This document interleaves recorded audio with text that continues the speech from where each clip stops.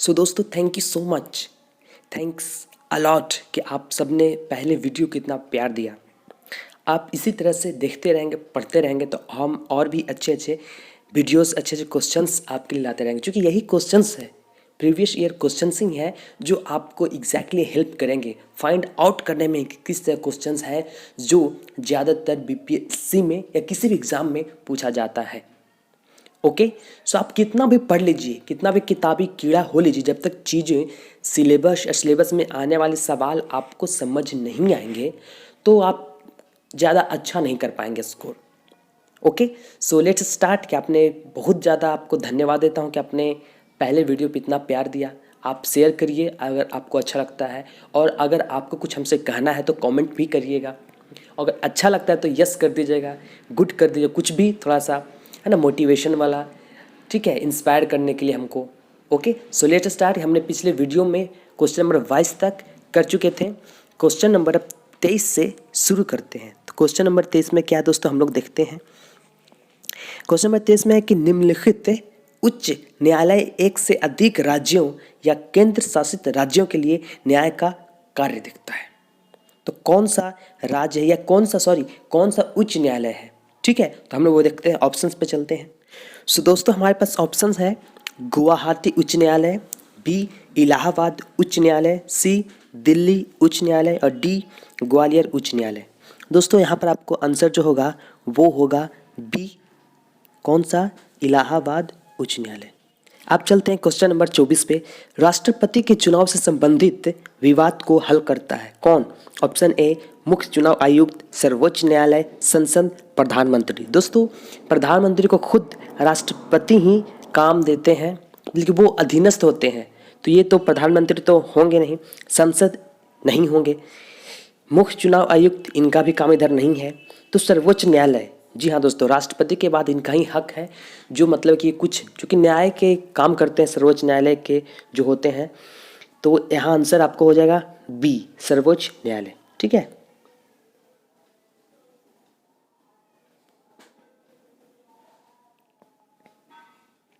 हमने टिक लगा दिया बी, सर्वोच्च न्यायालय। आगे बढ़ते हैं। क्वेश्चन नंबर 25, जय जवान जय किसान का नारा दिए कौन। तो लाल बहादुर शास्त्री। ये तो इंडिया का बच्चा बच्चा जानता है, इसमें कुछ बताने की ज़रूरत नहीं है ना। चलिए नेक्स्ट में क्या है कि हाँ,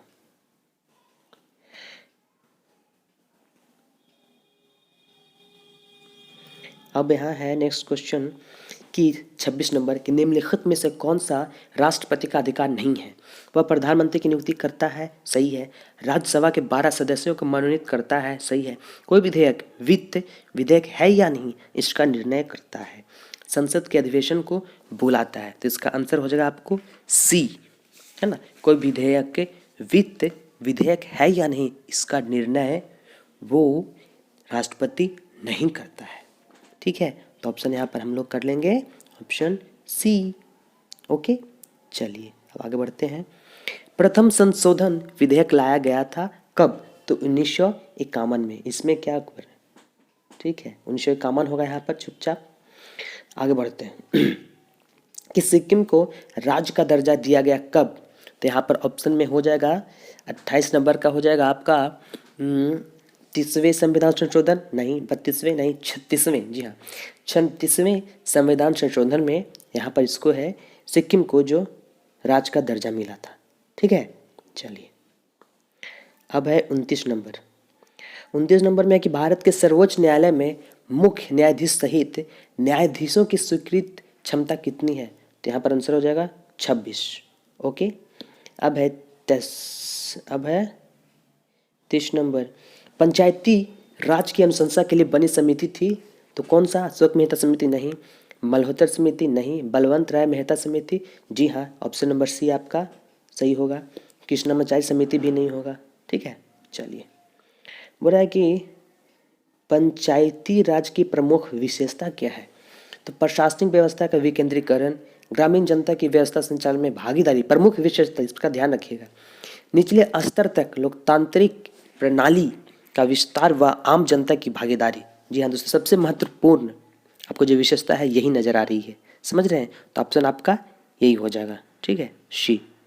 ओके, चलिए, अब है कि गुरुदेव नाम से जाने जाते हैं, पूरा दुनिया जानती है, रविन्द्रनाथ टैगोर, इसमें क्या बताऊं। चलिए,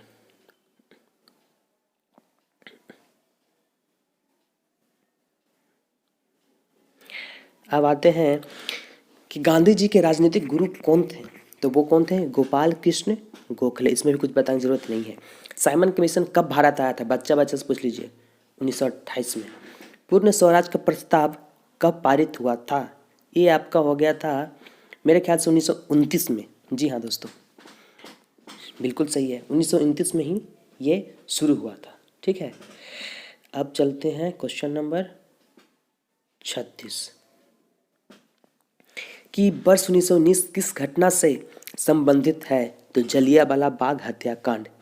ठीक है, बहुत बड़ा ये घटना थी, तो इससे सारे लोग वाकिफ़ हैं। अब है कि 37 में कि मुस्लिम लीग द्वारा पाकिस्तान की मांग का प्रस्ताव किस अधिवेशन में पारित किया गया? तो ये लाहौर अधिवेशन में है। तो लगदी लाहौर दिखा जिस हिसाब नाल हस्तियाँ। ठीक है, अब आगे है 38 नंबर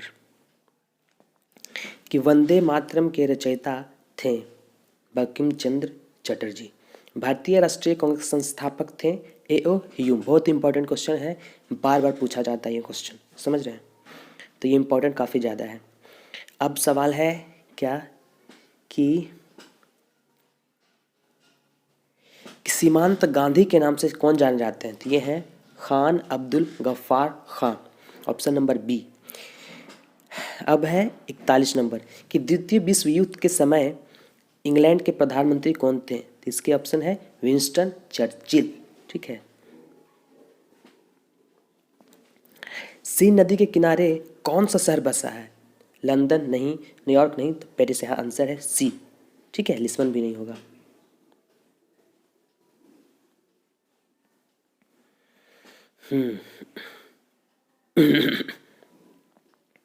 अब बात करते हैं कि गोबी का मरुस्थल कहाँ है?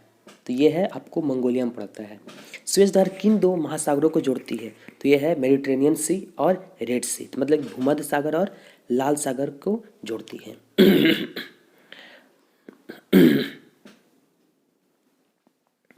दोस्तों, यहाँ पर है कि बिहार राज्य अक्षांशों के मध्य अवस्थित है। 45 नंबर क्वेश्चन है कि कौन सा अक्षांशों के बीच, मतलब लैटिट्यूड के बीच बिहार है जो अवस्थित है। तो दोस्तों, ये क्वेश्चन है 1992 का, तो जिस समय झारखंड साथ में था। ठीक है, तो उसके लिए ऑप्शन यहाँ पर होगा 21 डिग्री 27 डिग्री बी। लेकिन वर्तमान के लिए ये बदल चुका है, झारखंड बिहार अलग चुके। तो बिहार फिलहाल में लगभग कह सकते हैं कि 25 डिग्री से 27 डिग्री के आसपास बीच में है। समझ रहे हैं? चलिए, अब बात करते हैं कि बिहार, 46 नंबर क्वेश्चन कि बिहार राज्य की वर्तमान साक्षरता दर क्या है? दोस्तों, वर्तमान की बात करें तो 2011 में जनगणना शुरू हुई थी, अब 2021 में होगी, चूँकि हर एक 10 साल के बाद होती है। तो फिलहाल का जो आंकड़ा सामने आ रहा है वो 70.9% आ रहा है। ठीक है, कहीं कहीं इसको कुछ 66 भी बोल रहा है, कुछ 69 भी बोल रहा है। ठीक है, तो मेरे ख्याल से जहाँ मैं बता दे रहा हूँ कि 70.9% जो है आपको ये आंसर होगा इसका। ओके, अगर बात करते हैं सबसे ज़्यादा साक्षरता वाले, ठीक है, राज्यों के नाम, तो केरल आपको पता ही होगा, उसके बाद दिल्ली आती है, उसके बाद उत्तराखंड, हिमाचल प्रदेश, असम। ठीक है, ये सब आते हैं टॉप लिस्ट में। और अगर सबसे लो लिटरेसी रेट की बात करें, साक्षरता दर की बात करें, तो नंबर 1 पे, मतलब सबसे कम लिटरेसी रेट, तो आंध्र प्रदेश, उसके बाद राजस्थान, फिर बिहार। मतलब बिहार है जो नीचे से तीसरा नंबर पे आता है। समझ रहे हैं? तो ये स्थिति है। तो चलिए आगे बढ़ते हैं क्वेश्चन में। तो इसका ऑप्शन क्या बताएं? इस ऑप्शन है ही नहीं। तो